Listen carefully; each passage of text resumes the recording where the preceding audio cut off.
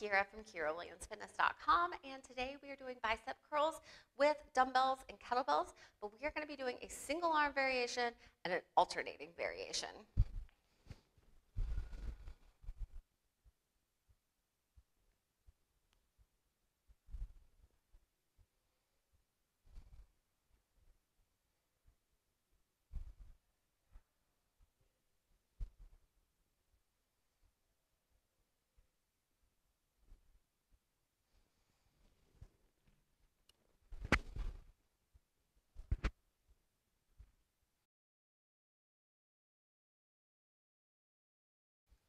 No matter which variation you choose, you always want to make sure that your elbows start fully extended. So they're always going to be straight in the bottom, right?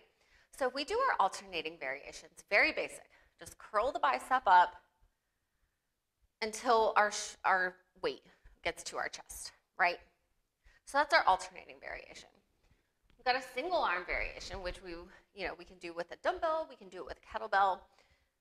It's just one arm at a time, right? Very simple. But then we also have this other cool variation where we bring them both up. So now both are flexed, both my biceps are working. I'm coming down to full extension with one weight, full flexion, then meeting in the middle.